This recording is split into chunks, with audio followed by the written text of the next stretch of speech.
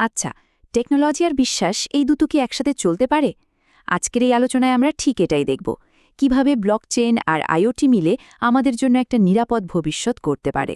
আমাদের চারপাশের সবকিছুই কিন্তু এখন স্মার্ট হয়ে যাচ্ছে। স্মার্ট হোম, কানেক্টেড গাড়ি, এমনকি স্মার্ট সিটি। এই যে ইন্টারনেট অফ থিংস বা আইওটি, এটা আমাদের জীবনযাত্রা পুরোটাই পাল্টে দিচ্ছে। কিন্তু এত সুবিধার আড়ালে কোনো বিপদ লুকিয়ে নেই তো? আসলে এই কানেক্টেড দুনিয়ায় আমাদের ব্যক্তিগত ডেটা বা তথ্য আগের চেয়ে অনেক বেশি ঝুঁকির মুখে পড়েছে। কারণটা বেশ সহজ। বেশিরভাগ সিস্টেমই সেন্ট্রালাইজড, মানে এক জায়গা থেকে কন্ট্রোল করা হয়। আর এটাই হ্যাকারদের জন্য একটা সহজ টার্গেটে পরিণত হয়েছে।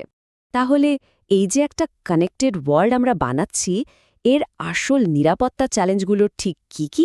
চলুন ব্যাপারটাতে আরেকটু গভীরে গিয়ে দেখা যাক।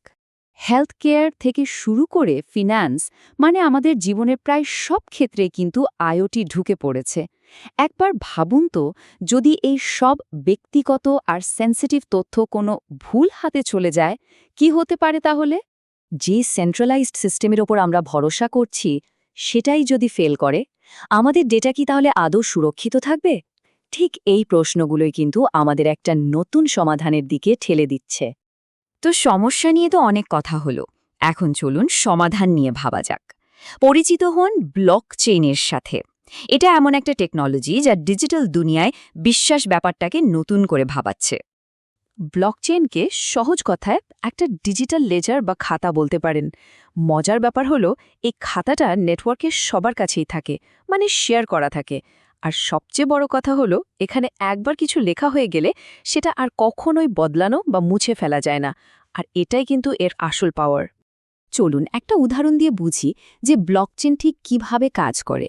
ধরুন, একজন তার বন্ধুকে কিছু ডিজিটাল কয়েন পাঠাতে চায়।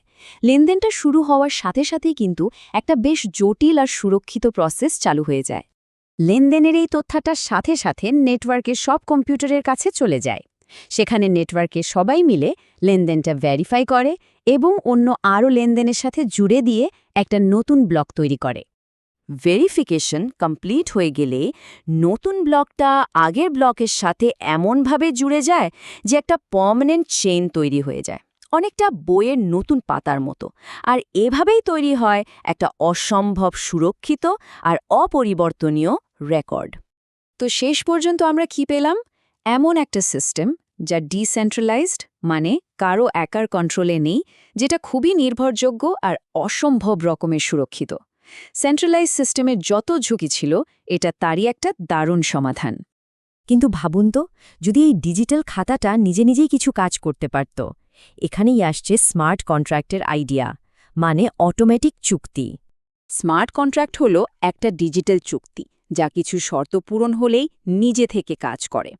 ধরুন, অনলাইন শপিংয়ের ক্ষেত্রে আপনার কাছে প্রোডাক্টটা ডেলিভারি হওয়ার সাথে সাথে সেলারের কাছে টাকা অটোমেটিক চলে যাবে।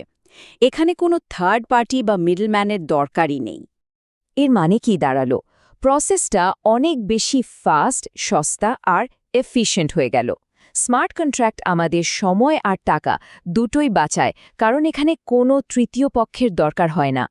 কিন্তু এখানে একটা সমস্যাও আছে। এই যে কোনো কিছু বদলানো যায় না, এটাই কিন্তু একটা বড় চ্যালেঞ্জ। মানে কোডের মধ্যে যদি ছোট্ট একটাও ভুল থেকে যায়, সেটাও কিন্তু একদম পার্মানেন্ট হয়ে যাবে। আর তার ফল কিন্তু বেশ মারাত্মক হতে পারে। তাই স্মার্ট কন্ট্রাক্ট বানানোর সময় খুব সাবধান থাকতে হয়। আচ্ছা, চলুন এবার দেখি এই টেকনোলজিগুলো একসাথে মিলে কিভাবে আমাদের ভবিষ্যৎটা বদলে দিতে পারে। রিয়েল লাইফে এর ব্যবহারগুলো ঠিক কেমন হতে পারে? এমন একটা ভবিষ্যতের কথা ভাবুন তো, যেখানে আপনার বাড়ির ছাদে বসানো সোলার প্যানেল থেকে তৈরি হওয়া বাড়তি বিদ্যুৎ আপনি সরাসরি আপনার প্রতিবেশীর কাছে বিক্রি করতে পারছেন, কোনো বিদ্যুৎ কোম্পানির সাহায্য ছাড়াই। হ্যাঁ, ব্লকচেন আর আইওটি দিয়ে এটাই সম্ভব। বা ধরুন, এমন একটা শহরের কথা যেখানে কোনো ট্রাফিক জ্যাম নেই, পাবলিক ট্রান্সপোর্ট একদম ঘড়ির কাঁটা ধরে চলছে, আর সবকিছুই একটা সুরক্ষিত নেটওয়ার্কের মাধ্যমে কানেক্টেড। ব্লকচেন আইওটি এই স্বপ্নটাকে সত্যি করতে পারে। তবে এই ছোট ছোট পরিবর্তনগুলো কিন্তু আসলে একটা অনেক বড় বিপ্লবের অংশ।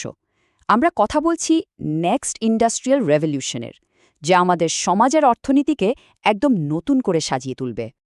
ইন্ডাস্ট্রি 4.0 আর সোসাইটি 5.0 এই দুটো কনসেপ্ট আমাদের একটা নতুন ভবিষ্যতের দিকে নিয়ে যাচ্ছে। এর মূল লক্ষ্য হল এমন একটা সমাজ তৈরি করা যেখানে টেকনোলজি মানুষের ভালোর জন্য কাজ করবে। সোসাইটি 5.0-র মূল ভাবনাটাই হলো একটা সুপার ইন্টেলিজেন্ট সোসাইটি তৈরি করা, যেখানে টেকনোলজি মানুষের দৈনন্দিন জীবনকে আরও ভালো, আরও সহজ আর অনেক বেশি নিরাপদ করে তুলবে। দেখুন, আমরা এমন একটা ভবিষ্যতের দিকেই এগোচ্ছি যেটা আরও বেশি কানেক্টেড, আরও বেশি অটোমেটেড। কিন্তু আসল প্রশ্নটা হলো, আমরা কি বিশ্বাসকে ভিত্তি না করে এই ভবিষ্যৎ গড়তে পারব? উত্তরটা হয়তো আমাদের সবার হাতেই রয়েছে।